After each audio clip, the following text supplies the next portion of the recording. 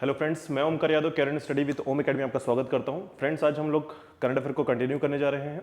आज है 11 दिसंबर और आज हम बात करेंगे कुछ ऐसे बिंदुओं पर जो कि पूरे के पूरे सप्ताह में भी इंपॉर्टेंट है और साथ ही साथ आज के कुछ इंपॉर्टेंट बिंदु पर। ठीक है, कहने का मतलब है कि आज है संडे और रविवार के इस दिन पर हम कम से कम कुछ ऐसे दिनों के बारे में बात करेंगे जो कि कुछ इंपॉर्टेंट घटनाक्रम जो हमारे पूरे के पूरे पॉइंट से छूट चुके हैं, या फिर हम कुछ ऐसे बिंदुओं पर बात कर सकते हैं जो कि पूरे सप्ताह भर में कुछ मुख्य बिंदुओं के साथ शामिल होते हैं। इन सभी बिंदुओं को आज मैं क्रमबद्ध रूप से लेकर आऊंगा आपके सामने, तो हमारे इस चैनल से जुड़े रहें। चलिए तो स्टार्ट करते हैं सबसे पहले छत्तीसगढ़ के कुछ इंपॉर्टेंट पॉइंट से। तो देखिएगा, सबसे पहले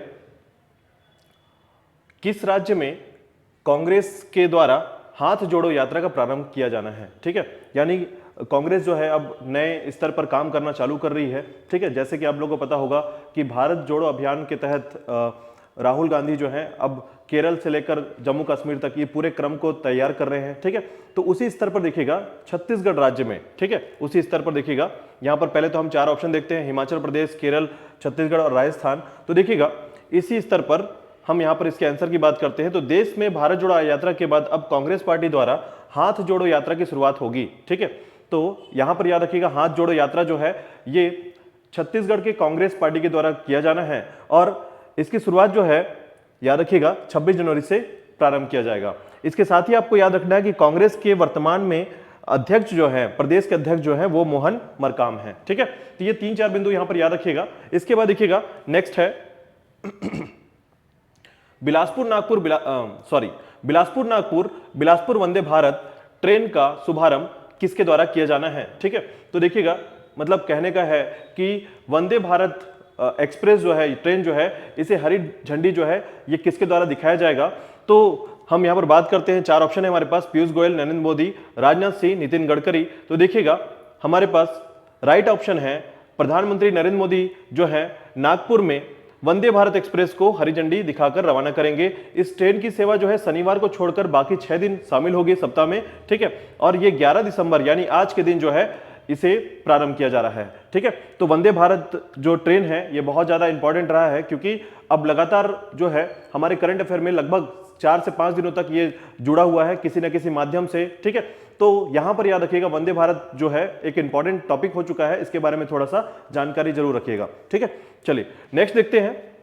नेक्स्ट है आपका छत्तीसगढ़ में संभाग स्तरीय ओलंपिक का आयोजन कब से कब तक किया जाना है। ठीक है, तो छत्तीसगढ़ में संभाग स्तरीय ओलंपिक, जैसे कि आपको पता होगा कि छत्तीसगढ़ में जो ओलंपिक है, राज्य स्तरीय ओलंपिक है, वो क्रम रूप से चल रही है। ठीक है, उसके साथ ही आपको यहां पर थोड़ा सा नया जानना है कि संभाग स्तरीय ओलंपिक जो है इसका आयोजन कब से कब तक किया जाना है। तो 4 ऑप्शन है हमारे पास, 10 से 12 दिसंबर, 12 से 14 दिसंबर, 13 से 15 दिसंबर और 14 से 16 दिसंबर। तो देखिएगा इसका राइट आंसर है 12 से 14 दिसंबर। अब यहां पर याद रखिएगा इसके कुछ बिंदु। तो संभाग स्तरीय छत्तीसगढ़िया ओलंपिक का आयोजन 12 से 14 दिसंबर को स्वर्गीय BR यादव राज्य खेल प्रशिक्षण केंद्र बहतराई में किया जाना है, यानी बिलासपुर के बहतराई स्टेडियम में यह होगा। ठीक है, यह आयोजन राज्य सरकार के खेल युवा कल्याण विभाग के द्वारा किया जाना है। ठीक है, चलिए नेक्स्ट बिंदु पर बात करते हैं। देश में किस राज्य में महिला विधायकों की संख्या सर्वाधिक बताई गई है। ठीक है, तो देखिएगा यहां पर दैनिक भास्कर के सर्वे के अनुसार, हम दैनिक भास्कर के सर्वे के अनुसार यहां पर चलेंगे। तो देखिएगा दैनिक भास्कर के सर्वे के अनुसार या रिसर्च के अनुसार हमें यह जानकारी प्राप्त होती है कि पूरे भारतवर्ष में छत्तीसगढ़ राज्य, ठीक है, चलिए पहले तो ऑप्शन देख ले यहां पर। तो देखिएगा छत्तीसगढ़, पश्चिम बंगाल, झारखंड और राजस्थान। तो ये जो क्रम आपके सामने लिखा गया है वैसे ही आपके विधायकों के क्रम भी, यानी महिला विधायकों के क्रम भी घटते क्रम में है। ठीक है, तो चलिए यहां पर देख लेते हैं। तो राइट आंसर तो पहले तो फिलहाल मैंने आपको बता दिया है कि राइट आंसर यहां पर छत्तीसगढ़ है। देखिए मैं यहां पर अभी आपके साथ क्वेश्चन आंसर्स के क्रम पे नहीं चल रहा हूं, मैं कोशिश ये कर रहा हूं कि मेरे द्वारा बताया गया हर एक जानकारी आपके लिए इंपॉर्टेंट बने। ठीक है, तो देखिएगा यहां पर छत्तीसगढ़ जो है ये राइट आंसर है और यहां पर 2 बिंदुओं पर बात करेंगे मुख्यतः कि पूरे देश में महिला विधायकों की सर्वाधिक संख्या जो है ये छत्तीसगढ़ में सर्वाधिक है। ठीक है, अगर इसके आंकड़े की बात करें तो देखिएगा आंकड़ा जो है ये है 14.44, यानी छत्तीसगढ़ में महिला विधायकों की जो आंकड़े हैं वो 14.44% है और इसके साथ ही महिला वोटरों की संख्या प्रतिशत में 49.5% रहा है। ठीक है, तो हमारे यहां से देखिएगा अगर इसी क्रम में हम बात कर लें तो सबसे पहले देखिएगा अगर इसकी क्रमिक रूप से याद रखें तो महिला विधायकों की संख्या के अनुसार, ठीक है, महिला विधायकों की संख्या के अनुसार हम यहां पर अगर राज्यों की बात करें तो सबसे पहले नंबर पे छत्तीसगढ़, उसके बाद आपका पश्चिम बंगाल, झारखंड और राजस्थान का नंबर आता है। ठीक है, चलिए इसके बाद बात करते हैं नेक्स्ट बिंदु पर। देखिएगा अब हम थोड़ा सा देश के स्तर पर चलेंगे, ठीक है, यानी कि राष्ट्रीय स्तर पर की बात करेंगे, भारत के संदर्भ पर 2-4 पॉइंट्स पर बात करेंगे, ठीक है। और आज आपका एक क्विज पॉइंट भी रहेगा जिसमें आपके एक क्वेश्चंस के साथ आंसर आपको करना होगा, ठीक है। तो कमेंट बॉक्स पर आंसर जरूर कीजिएगा। चलिए नेक्स्ट देखिएगा, भारतीय ओलंपिक संघ का अध्यक्ष किन्हें चुना गया है। तो अब देखिएगा भारतीय ओलंपिक संघ का अध्यक्ष जो है भारत से चुना गया है। पहले 4 ऑप्शन देखिएगा, मैरी कॉम, पीटी उषा, अनुपम राय यादव और मुकेश बख्शी। तो यहां पर राइट आंसर है पीटी उषा, जिनमें मैं 2 बातें यहां पर कर लेता हूं, जिसमें देखिएगा एथलीट पीटी उषा वर्तमान में राज्यसभा के सदस्य भी हैं और इन्हें निर्विरोध जो है आपके ओलंपिक में अध्यक्ष के रूप में चुना गया है, ठीक है। ओलंपिक संघ में निर्विरोध इन्हें चुना गया है, ठीक है। तो 2-3 पॉइंट्स यहां पर याद रखिएगा। पहला तो ये कि पीटी उषा जो है राज्यसभा के सदस्य हैं वर्तमान में, और दूसरी बात याद रखिएगा कि इन्हें निर्विरोध चुना गया है ओलंपिक संघ में, ठीक है। चलिए नेक्स्ट बिंदु पर बात करते हैं। देखिएगा इतिहास में सबसे तेज दोहरा शतक बनाने वाले भारतीय खिलाड़ी कौन बने हैं। तो जैसा कि आप लोगों को जानकारी होगी कि बांग्लादेश में त्रिदिवसीय श्रृंखला पर वनडे मैच चल रहा था, जिसमें भारत जो है ये 2-1 से हार चुका है, लेकिन हारते हुए उसने अपना एक परचम लहरा गया। उसमें यहां पर 2 बिंदु पर बात करेंगे। चलिए पहले तो फिलहाल देखते हैं।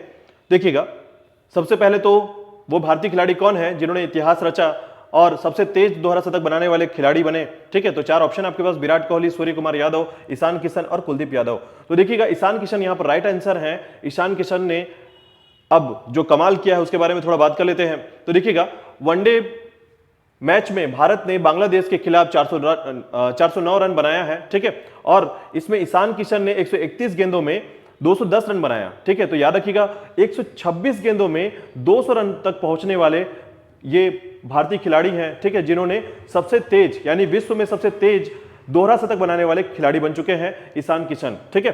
तो यह रिकॉर्ड जो है पहले गेल के नाम पे था, क्रिस गेल के नाम पे था। याद रखिएगा उन्होंने, क्रिस गेल ने 138 गेंद में 200 रन बनाया था, ठीक है। चलिए तो नेक्स्ट बिंदु पर बात करते हैं। इसके बाद है ऑटन कैपिटल के अनुसार दुनिया के सबसे मजबूत पासपोर्ट सूची में भारत की रैंकिंग कितनी है, ठीक है। तो ऑटन कैपिटल में याद रखिएगा जो पासपोर्ट की मजबूती की बात की जाती है, तो उसमें देखिएगा पासपोर्ट की सूची में भारत की जो रैंकिंग है, ठीक है, उसमें 87 यानी ऑप्शन स, ठीक है, 87 ऑप्शन स जो है ये क्रम का भारत का क्रम है इसमें, ठीक है, इस सूची में। यहां पर याद रखिएगा पहले क्रम पर है यूएई, ठीक है। तो संयुक्त अमीरात जो है, संयुक्त अरब अमीरात जो देश है वो सबसे पहले नंबर पर आते हैं, लेकिन भारत का जो क्रम है वो 87 क्रम पर है, ठीक है। चलिए नेक्स्ट देखिएगा, भारतीय दूरसंचार नियामक यानी ट्राई की बात कर रहे हैं हम यहां पर, प्राधिकरण के द्वारा दूरसंचार योजनाओं में किस नई योजना का प्रस्ताव दिया गया है। तो देखिएगा यहां पर 4 ऑप्शन है हमारे, ठीक है, CNDP, CNAP, 5G योजना और रेड कटर योजना, ठीक है। यहां पर राइट आंसर है CNAP। देखिएगा इसके बारे में 2 बिंदु, जिसमें भारतीय दूरसंचार नियामक प्राधिकरण ने कॉलिंग नेम प्रेजेंटेशन की शुरुआत का प्रस्ताव दिया है, और इस फीचर कॉल में जब कोई व्यक्ति अपने सामने वाले व्यक्ति को कॉल करता है तो उसे पूरी की पूरी इंफॉर्मेशन मिल जाती है, ठीक है। यानी कि कॉल आने वाले व्यक्ति को सामने वाले कॉलिंग के व्यक्ति का इंफॉर्मेशन मिलेगा कि कौन कॉल कर रहा है, उसके नाम के साथ वहां पर जानकारी मिलेगी, ठीक है। तो ये इसे कॉलिंग फीचर कहा जाता है, यानी कि इसे कहा जाता है कॉलिंग नेम प्रेजेंटेशन फीचर्स, ठीक है। इसकी शुरुआत की जा रही है, फिलहाल जो है ये प्रस्तावित है, ठीक है। चलिए अब इसके बाद बोनस पॉइंट पर बात करते हैं, यानी कि इसे कुछ और अदर क्वेश्चंस की बात करते हैं जो भारत के संदर्भ पर इंपॉर्टेंट हो सकते हैं, उनके बारे में बात कर लें। तो देखिएगा सबसे पहले 51वां मैत्री दिवस 6 दिसंबर को मनाया गया, ठीक है। मैत्री दिवस जो मनाया गया, तो मुख्यतः याद रखिएगा मैत्री दिवस हम जो मनाते हैं वो मुख्यतः बांग्लादेश के साथ बनता है, भारत का और बांग्लादेश के मध्य जो है ये मैत्री दिवस मनाया गया, ढाका में मनाया गया है, ठीक है। तो याद रखिएगा ये 51वां मैत्री दिवस है जो कि बांग्लादेश और भारत के मध्य होता है, ठीक है। 4 ऑप्शन हमारे सामने थे वैसे फिलहाल, लेकिन आपको मैं आंसर डायरेक्टली बता रहा हूं, ठीक है। तो यहां पर देखिएगा नेक्स्ट क्वेश्चन है हमारा, भारत के राज्यसभा के सभापति किन्हें नियुक्त किया गया है, ठीक है। भारत के राज्यसभा के सभापति किन्हें नियुक्त किया गया है। तो यहां पर 4 ऑप्शन है आपके पास, गिरिराज सिंह, वीरेंद्र प्रसाद, जगदीप सिंह धनखड़ और मुकेश कुमार, ठीक है। तो यहां पर राइट आंसर है आपका जगदीप धनखड़, ठीक है। चलिए नेक्स्ट क्वेश्चन है आपका, जिसमें इसका आंसर आपको कमेंट बॉक्स पे रखना है। 5 दिसंबर को किस राज्य में पराक्रम दिवस मनाया गया। 4 ऑप्शन आपके पास, राजस्थान, पंजाब, हरियाणा और छत्तीसगढ़, ठीक है। तो ये आंसर कल मैं आपको करूंगा, यानी ये आंसर आपको कल मिलेगा 12 दिसंबर के करंट अफेयर के टॉपिक में। ठीक है, चलिए आज के लिए इतना ही, कल मिलते हैं नए करंट अफेयर के साथ। धन्यवाद।